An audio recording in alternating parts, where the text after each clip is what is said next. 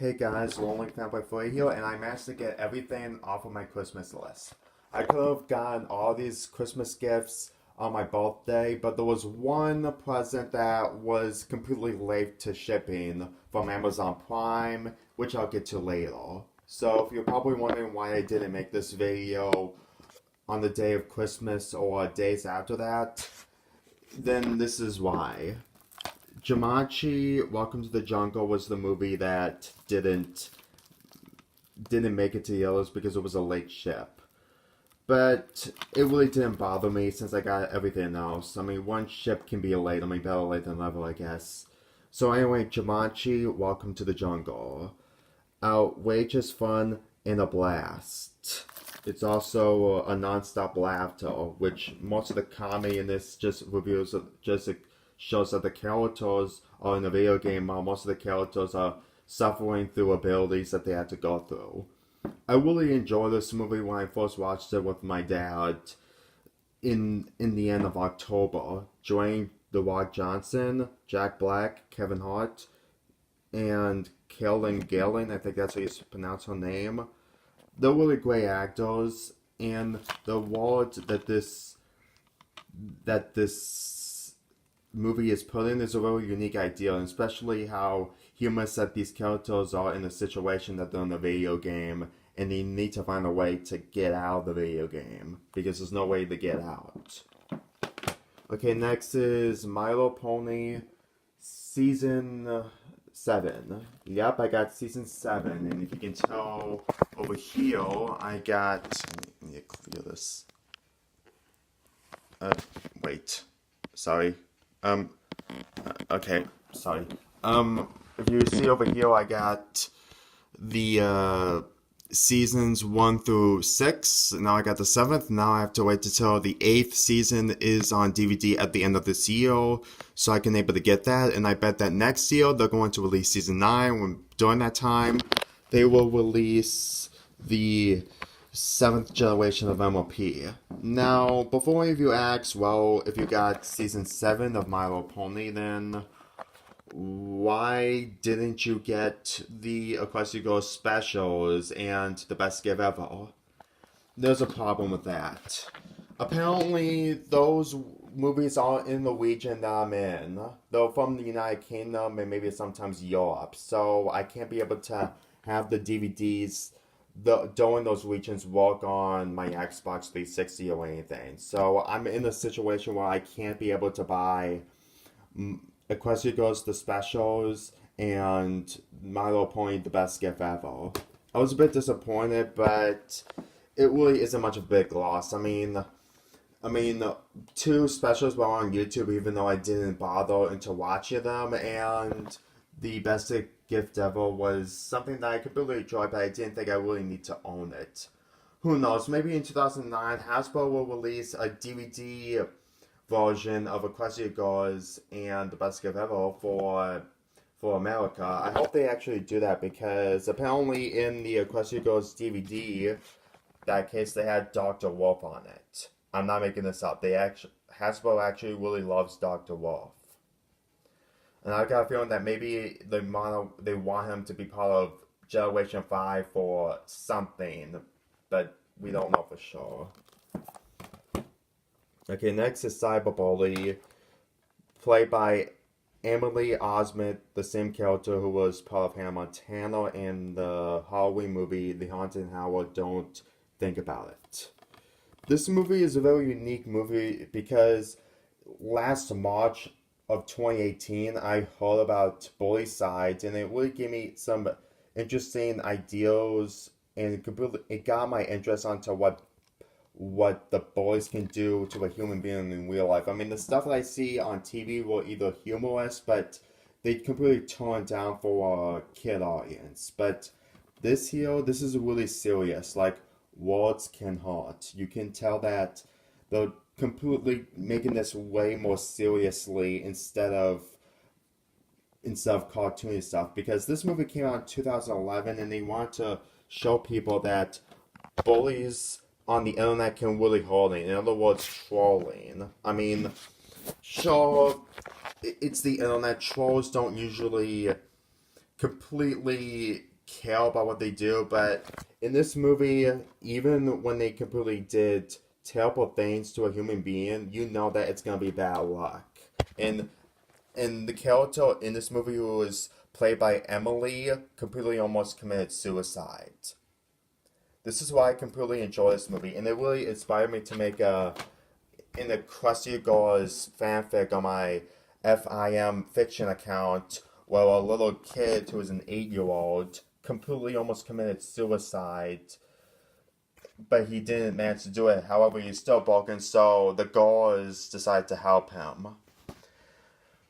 I still have it up, but at the same time, I'm completely having mixed opinions on continuing that kind of story because right now I'm in the predicament while I'm really in the fan fiction out mood. Like I'm not into writing like I used to. I mean, I tried to, but I just couldn't have the ability to do more of it. I might make a video about Bully Side or anything like that kind of stuff in a future video, maybe in February, but not really. But I'll get to the end of the video of what I'm going to do in February, March, and maybe in April and May. Anyways, The Secret of NIMH. This movie is one of the best anime movies that isn't Disney related because, believe me, this is a really dark and more heartwarming movie to watch over and over again. I mean, it's dark and it's also a delight kids everywhere. This is one of the only movies where Don Bluth actually made a really.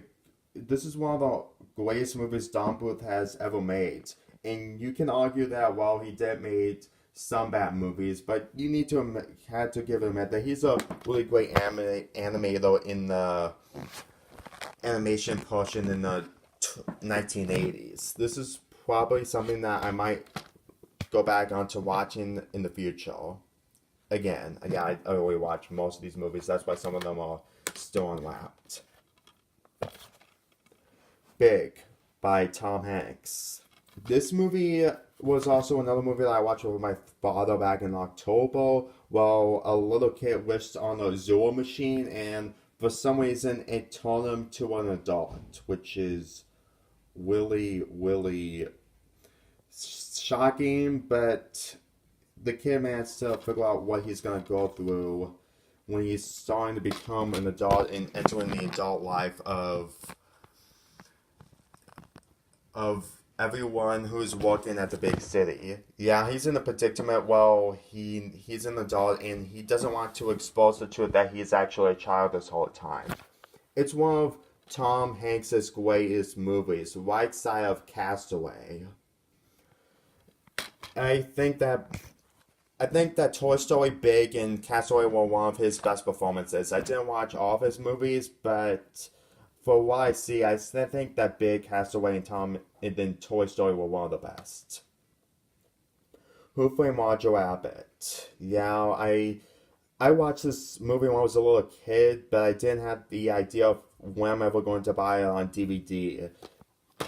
For one, this movie is a really phenomenal movie, and I'm not calling that because I'm a fan of AJ Styles. This is a really great movie on how they can completely captured animation and live action together. Believe me. They put a lot of effort into this movie, and the reason why we don't get movies like this anymore is because, well, apparently we're into a time where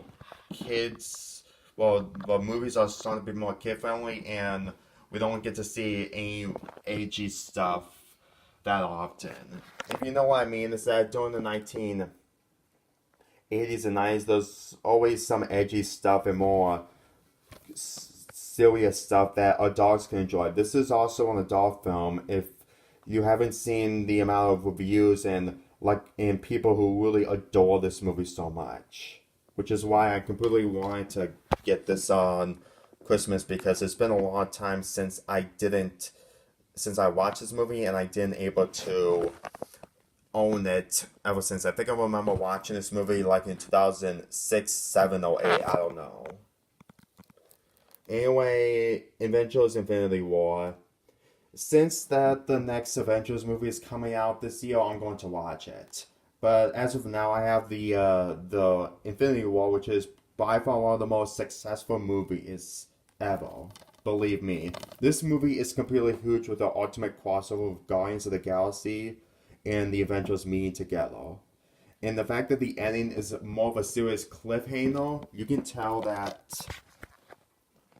there's going to be a lot going on in Endgame. I think that's the title of the next Avenger movie is coming out. Believe me, it's going to be a very great movie to see what's going to happen next with the Avengers.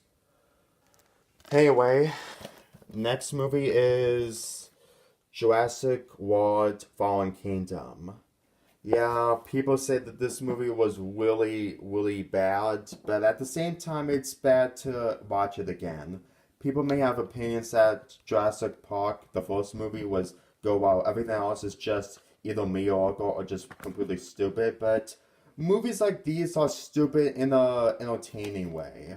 I mean, Fallen Kingdom, while I completely think that I can prefer the first movie over this, I still think that they tried their best to advance the story.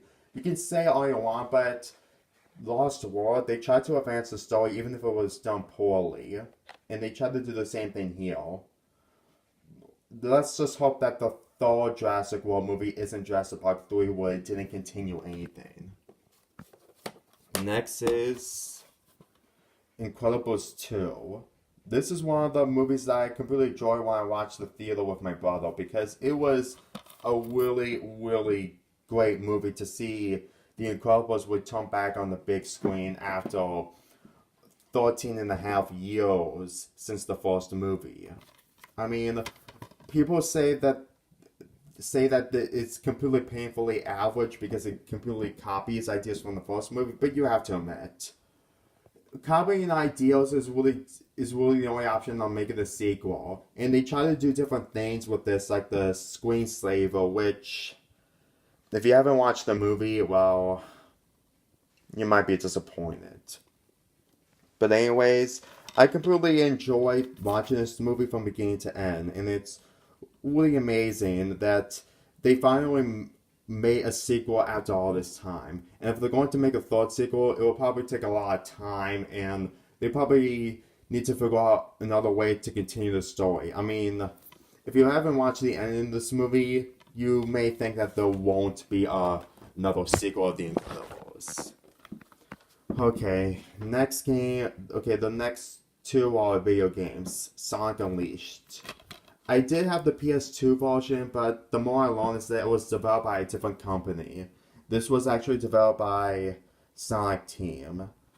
And this video game is completely way better than the PS2 version, but then again, Xbox is much more powerful than the PS2. So, I really enjoy playing this game from beginning to end. I mean, the only gripes I have with it is that it's way too difficult. But they're trying to put much of a challenge with the Werehog stages, and I could really enjoy the Werehog stages.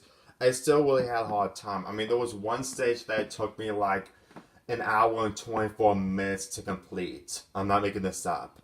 And it was to a mistake now. It was to do it to a location that I'm not supposed to go because, well, apparently people completely think that they need to go there to get an item in order to open the door, but apparently it wasn't the case. Yeah, I really had a nightmare on getting through some of the nighttime stages. I managed to went through Eggman Land with an A rank, but after playing this game, I might play through it again, but I don't really need to 100% it.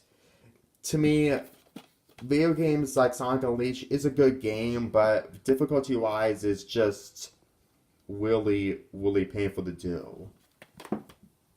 The final game is Sonic Generations. That was part of Sonic's 25th anniversary, and it really shows. They had to add Classic Sonic and Modern Sonic. I completely enjoyed this game, even though it was really short to beat. I mean, this one is way shorter than Sonic Unleashed. I mean, Sonic Unleashed is much longer, and I think the downside is that I think that every other Sonic game after Sonic Unleashed was much more shorter, and way more underwhelming. But then again, they did put so much effort into Unleash, there's no way they're going to top it. Even in Forces, which was a really poor game. Anyway, if you're probably wondering, well, why do I have a DVD case of the video game in it instead of in the case of the video game? Well, the thing is that, well, in the inside, it didn't happen. The inside of the DVD cover was completely broken. For some reason, it was like that when I first unwrapped the plastic off of the DVD cover. Yeah, it was like this ever since I opened it up, and I was really relieved that the DVD was safe. So I had to use one of these CD cases just in case.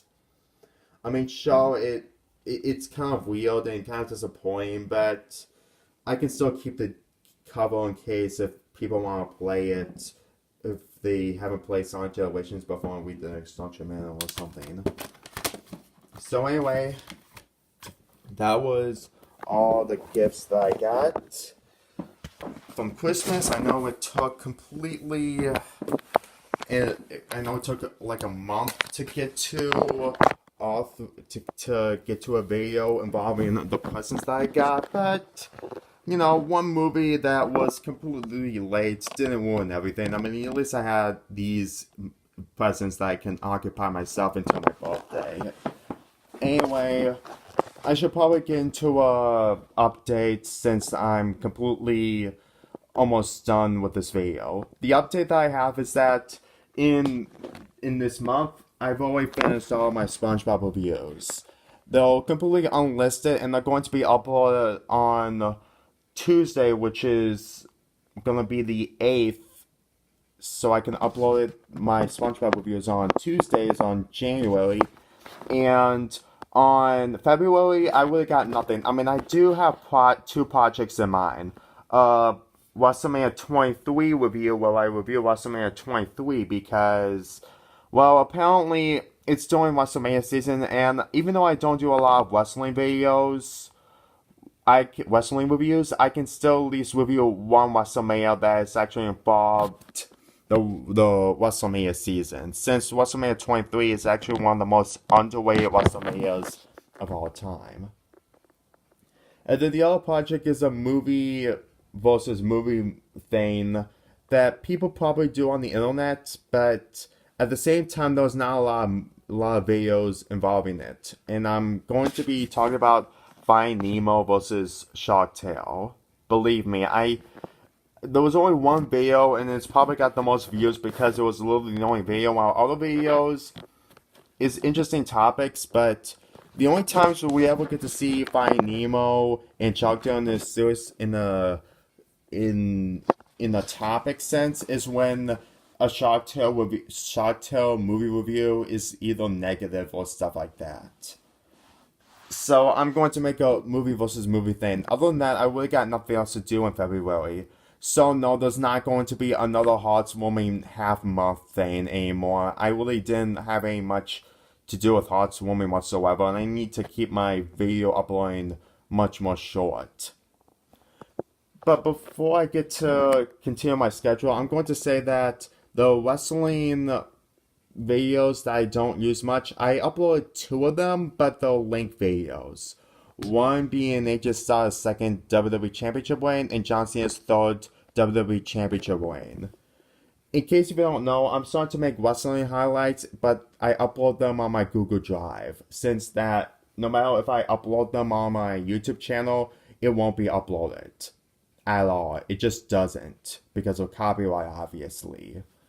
So I decided to make highlight videos of wrestling that I completely enjoy. It's not going to be like a pay-per-view highlights where I show all the highlights in one pay-per-view. It's just either a championship win or a top 5 matches thing or something like that. I have ideas on doing a top 5 NXT matches of 2018. So I can able to show some of the greatest matches in NXT from 2018. With a copyright disclaimer, obviously. Now I'm going to do wrestling videos, but not a lot. Besides, I need to keep my uploading things way more limited since I'm getting close to finishing college this year. Yes, I'm gonna try to continue on with my channel, but it won't be as much focus as it used to be. Hopefully, I still have much focus on it. But anyways, in March, it's obviously gonna be My Little Pony month, and I pretty much know that the Equestria Girls Spring Special, which is gonna be the cruise special, is going to be premiering in Discovery Family, and it's going to be uploaded on Daily Motion, and I'll make my review and upload it. So don't worry. I'm still going to do the review nonetheless, and even if the season 9 premieres on April, if that's going to be a possibility, I'll still review the premiere no matter what, even if it's late in My Little Pony month. Anyway, My Little Pony month might have 15 or 20 reviews of the episodes of season 7 and 8. I don't think I have the plans to do reviews on seasons 6 or before that. But I will say that after season 9 is over, I might do I'll do one more marathon to review all the episodes again. So I can get them over with, so I can get myself prepared for season 9. I'm gonna try to at least review season 9 episodes in a row as quickly as possible when they get premiered. For 2020, that is. I'm trying to get myself prepared. And that's for 20... And as for April and May, I really got nothing. I mean, May is the month where I'm completely done with college, which means I'm on my own. But I never know what's going to be next for me. I mean, I'm not giving up YouTube. I like YouTube. I try to do different things to get more subscribers, and I try to do other things to make my YouTube videos to get more money, minus the copyright stuff that I use. I'm really trying my best to make my YouTube channel completely working. I know there's a way to make my YouTube channel to become one of those big bony YouTube videos, even if I'm not the best at speaking. I mean, people do have disabilities, but I try different things in order to keep myself going. So that's really all I have. Anyway, I hope you guys enjoyed this video. Sorry it was completely almost 33 minutes long, but then again, I had a lot to talk about the presents I got and the updates that I'm going to do. So anyway, I'm Lonely Fanboy 4 here, and I'll see you more with more SpongeBob and Wrestling highlights in this month.